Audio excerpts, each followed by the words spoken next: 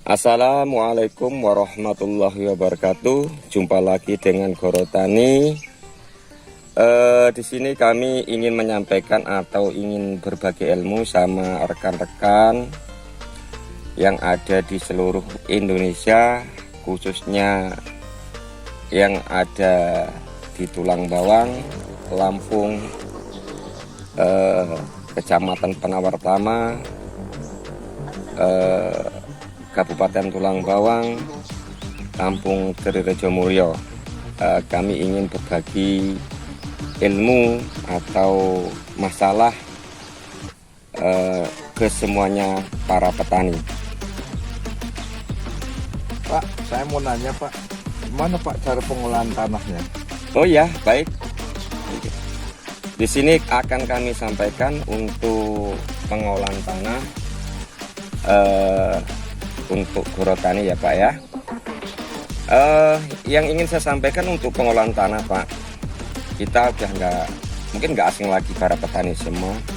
Salah satunya untuk pengolahan tanaman sayuran itu yang jelas harus tanah itu harus gembur Pak ya. Satu, gembur. Keduanya, kita udah nggak nutup mata lagi lah Pak. Kalau untuk keadaan tanah Pak, kalau untuk khususnya tanam sayuran, kita harus tanah itu harus gembur, ya kan? Beda sama tanaman singkong Pak. Kalau singkong itu cuma dicangkul selesai.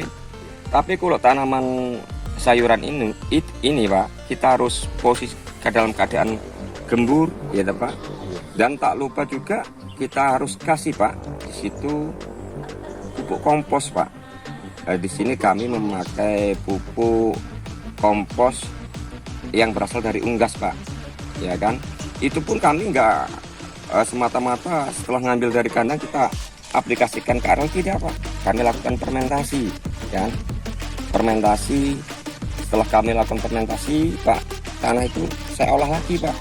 Nggak cuma sekali pengolahan tanah itu, ya kan? Setelah itu saya kasih apa yang diperlukan tanaman itu, seperti contoh dolomit, saya aplikasikan dolomit kan gitu. Terus saya juga punya prinsip Pak ya, apapun bentuk tanah itu Pak, ya kan, kesuburan tanah itu tanpa didukung fasilitas pengairan nggak mungkin bagus Pak. Nah semua itu kita harus bersinergi Pak. Ya air, ya kan, harus memenuhi. Terus keadaan tanah itu, ya kan, harus memenuhi dan tidak lepas dari semua unsur Pak yang diperlukan tanaman. Kadang-kadang orang itu lupa Pak, ya kan, lupa apa yang diperlukan tanaman itu nggak kita aplikasikan. Nah itulah Pak, orang tani yang mengalami kegagalan karena masalah itu. Tanaman tanaman itu memerlukan unsur ini nggak kita kasih, lah gimana mau subur kan gitu, ya kan. Satu, harus kita gemburkan Pak dalam pengolahan tanah. Kedua, harus dikasih kompos dalam ini Pak. Kami kasih kompos dari kotoran unggas Pak ya, yang saya sebutkan dari awal tadi. Kami fermentasi minimal 3 bulan Pak. Setelah itu saya kasih dolomit. Setelah dolomit kami aduk lagi tanah Pak, ya kan. Setelah kami aduk selesai, kami pasang selang grip dan mulsa. Ya kalau mungkin itu kalau bagi orang tani nggak asing lagi, tapi caranya harus kita pakai standarisasi Pak, jangan asal ngasih. Sehingga kalau tanaman kita pakai standar, mengacu standar, lihat ini buktinya Pak, kan bagus. Udah apalagi Pak yang ditanyakan Ini Pak, saya mau nanya Pak, umur berapa Pak ini kira Bapak nanam gambas ini Pak? Nah ini Pak ya, ini kan kami ada 3 tanaman sayuran Pak. Ini yang salah satunya gambas atau yang dipasang itu oyong Pak. Yang kedua itu kacang panjang Pak ya, kacang panjang. Yang ketiga timun. Nah kalau ini Pak, Bapak percaya tidak percaya monggo, ini hak Bapak. Ini tanaman ini umur 20 hari Pak ya, 20 hari ya kan, 20 hari. Nah sehingga kalau perkiraan orang itu mustahil ini umur 20 hari, tapi kenyataan kita bicara real Pak gitu loh Pak ya. Kita nggak mengada-ngada, karena kami apa kebutuhan tanaman itu kami anu Pak, kami kasih gitu loh Pak.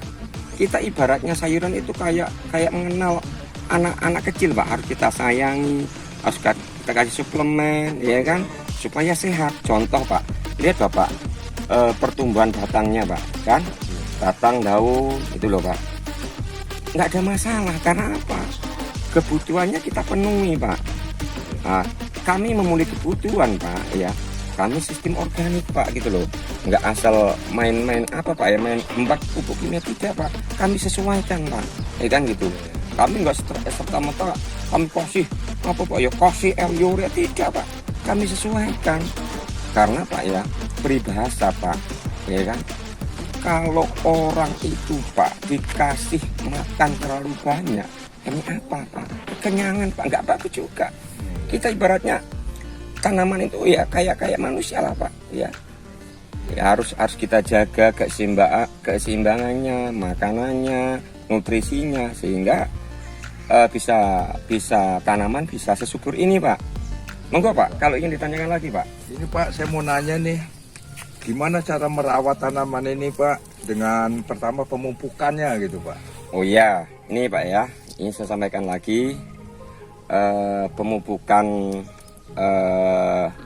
kami Pak, yang jelas kami ini Pak sekarang sudah mengenal produk ya Pak ya, pupuk sistem organik ya. Salah satunya kami menggunakan eco farming Pak ya.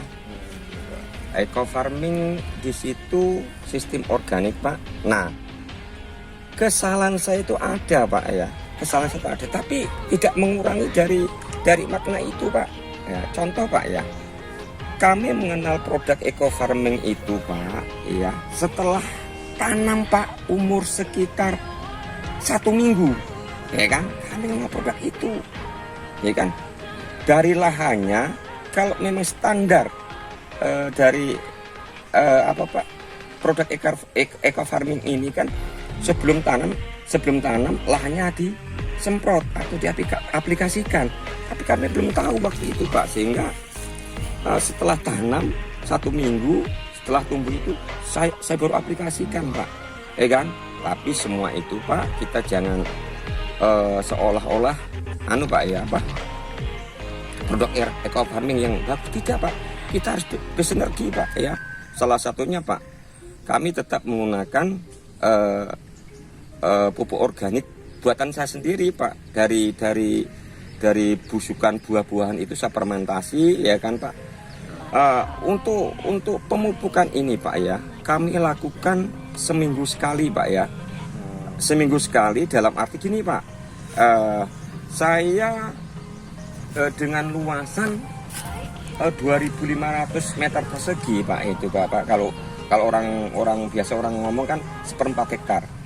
Kami menggunakan pupuk kimia Pak, ini cuma 2 kilo itu paling banyak Pak.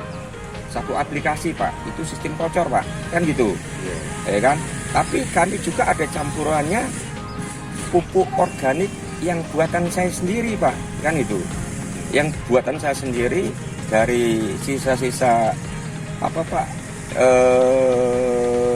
sayur-sayuran itu saya fermentasi Pak, gitu loh. Nah kan itu, sehingga untuk pengurangan pemupukan Pak, setelah kami menggunakan eco farming ini sekitar 20% Pak.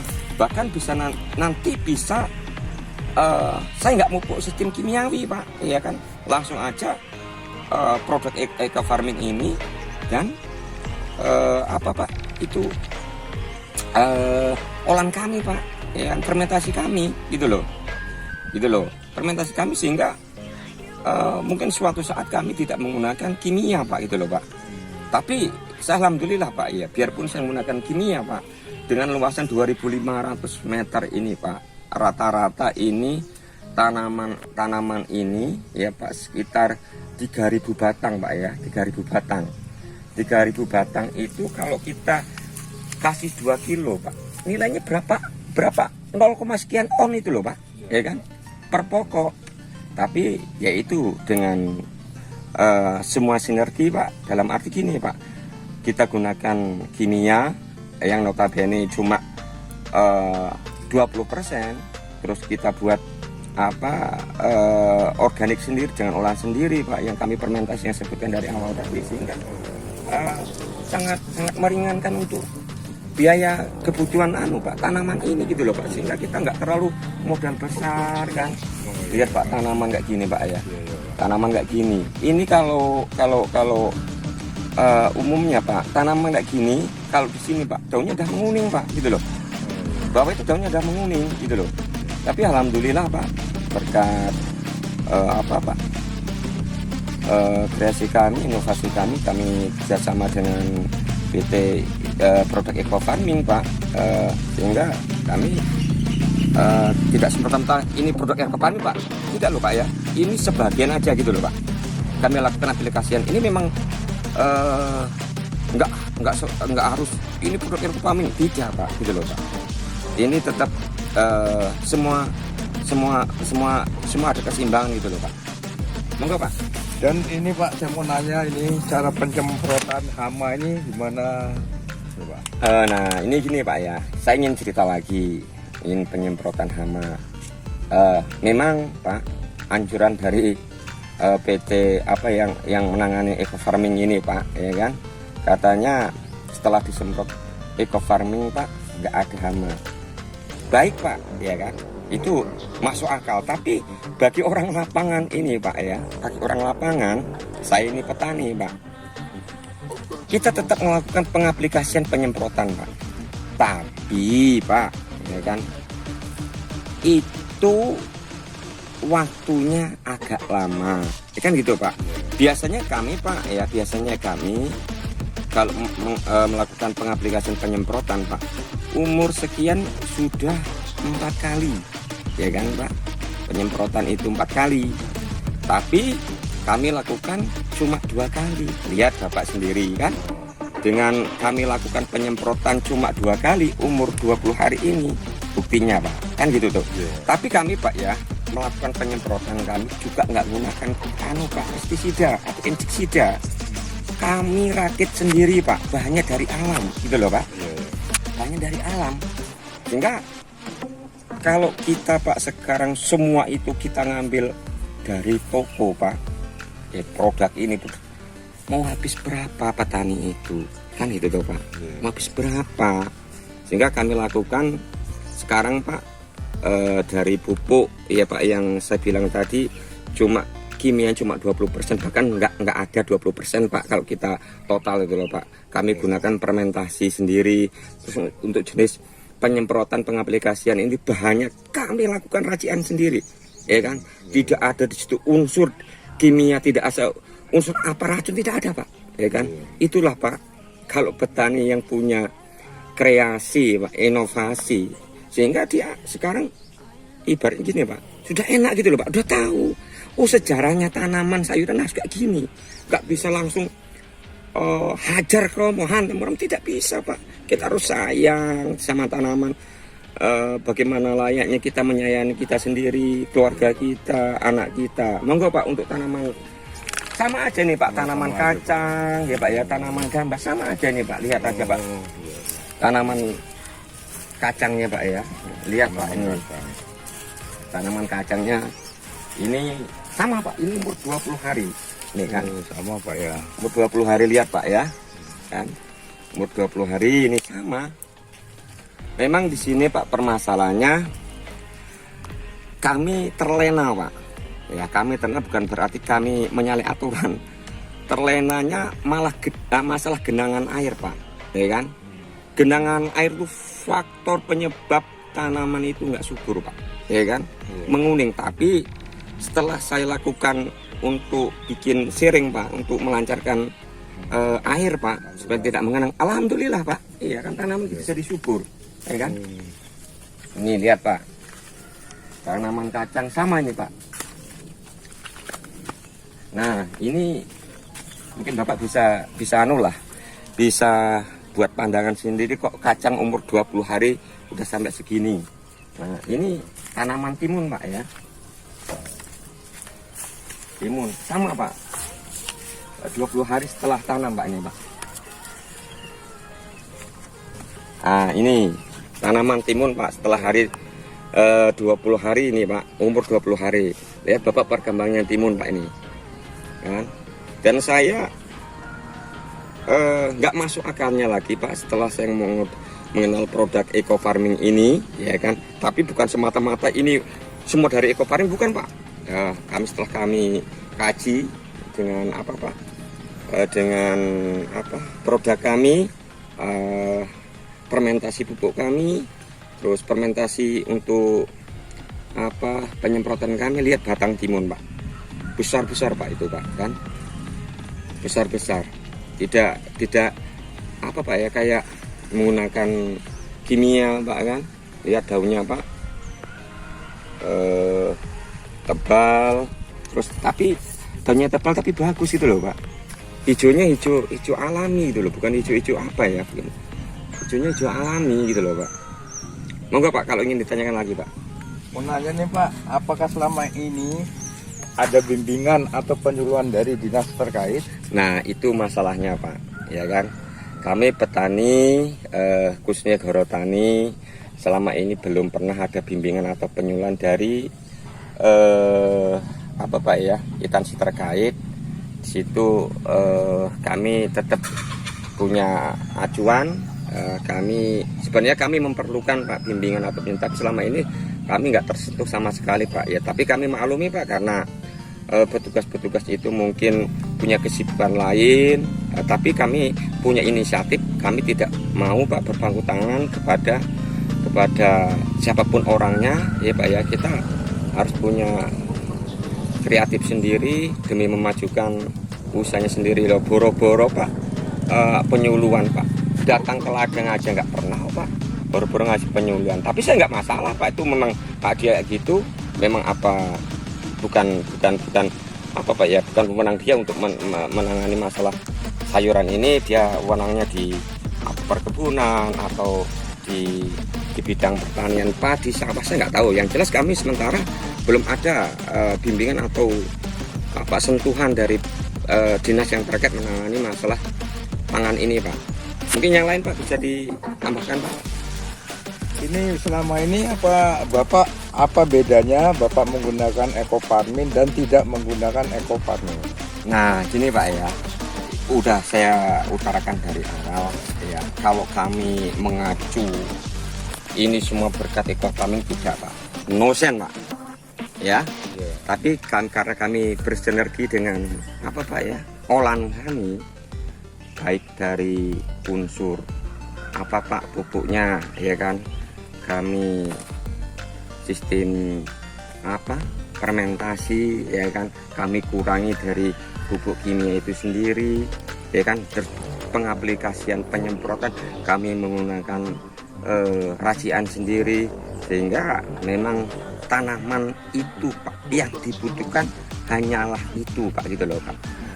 Dan saya Pak ini ya Pak ya, Bapak perlu ketahui, biasanya Pak saya nanam timun Pak, gitu kan, itu maksimal untuk pemetikan buah atau panennya itu cuma 20 kali Pak, ya kan. Kami tidak lepas dengan racian obat hama, terus apa dengan fermentasi pupuk, ya kan. Tapi saya belum menggunakan eco farming Pak, ya sama. Tapi gini Pak, ada bedanya Pak. Kita menggunakan eco farming ini Pak, satu batangnya Pak besar-besar, daunnya lebar-lebar kan. Sehingga gini loh Pak, kita jangan asumsikan kita sama tanah yang dataran tinggi, contoh kayak di Liwa ya kan. Kalau di Liwa itu Pak, kita kan tahu Pak, cuacanya dingin, suhunya stabil. Mungkin bagi tanaman itu yang diperlukan itu. Tapi kalau di sini Pak, khususnya daerah Tulang Bawang, Kecamatan Martama, Kampung Terjomulyo, tahu sendiri Pak, iklimnya panas. Saya Pak yang nggak bisa Pak, itu bikin cuaca iklim Pak. Kalau pengolahan tanah Pak, insya Allah kita samakan dengan daerah-daerah suku bisa, asal kita ngacu dengan standar pengolahan tadi Pak. Kasih kompos ya kan. Tanaman itu kan perlu itu Pak, ya kan. perlu kompos, nutrisi yang diresap oleh yang untuk tanah nanti dimakan oleh tanaman. Mungkin itu Pak. Kalau saya Pak dibedakan di sini sama di daerah mana Pak, daerah Liwa yang notabene cuacanya itu dingin, mungkin nggak sama Pak. Tapi kalau untuk tanah kami bisa makan Pak. Situ kemungkinan Pak. Nah sehingga di sini Pak, kalau kami menggunakan sistem eco farming ini, pengaplikasian sistem organik pupuk eco farming ini, kalau kami tidak menggunakan untuk memberantas hama yang notabene kami ciptakan sendiri, kami olah sendiri, ya kan? Ya mungkin saya tidak bisa ngomong Pak gitu loh Pak. Tapi itu pun Pak, untuk pengaplikasian penyemprotan ini Pak, biasanya ini sudah 4 kali, ini cuma 2 kali Pak, gitu loh, ya kan? Cuma 2 kali, biasanya 4 kali kan kami lakukan penyemprotan Pak.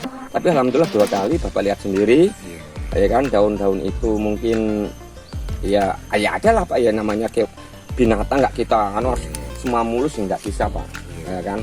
Tapi alhamdulillah Pak, berkat inisiatif kami melakukan penanaman maupun apa Pak, buat dengan pakai standar kami, bukan standar apa Pak ya, standar kami lakukan standar kami, ini harus kayak gini kan gitu toh, bukan standar dari apa, dari ini apa PT Eco Farm, tidak Pak. Kami lakukan standar kami sendiri, kami kaji sendiri, ya Pak. Yang jelas kami tetap melakukan pemupukan penyemprotan menggunakan eco farming. Ini saya lakukan penyemprotan sebanyak 3 kali Pak. Mungkin sore ini nanti kita lakukan pengaplikasian penyemprotan lagi, sehingga ini 4 kali Pak, karena ini sudah masa generasi Pak ya. Lihat bunganya udah mulai Pak, mulai ada gitu loh, sehingga kami lakukan penyemprotan lagi untuk batang dan daun. Mungkin itu dulu Pak ya dari saya. Mungkin kalau ada kata-kata yang kurang berkenan di rekan semua, khususnya petani sayuran seluruh Indonesia, dan wabil khusus untuk di Tulang Bawang, Kecamatan Penawartama, kalau mungkin ada kata-kata saya yang kurang berkenan, mungkin kalau ingin ditanyakan mengenai masalah pertanian ini, insya Allah kami siap membantu dengan catatan pertanyaan atau kritikan yang sifatnya membangun untuk kepentingan kita bersama. Mungkin itu aja dari saya Pak Gorotani. Akhir kalam, assalamualaikum warahmatullahi wabarakatuh.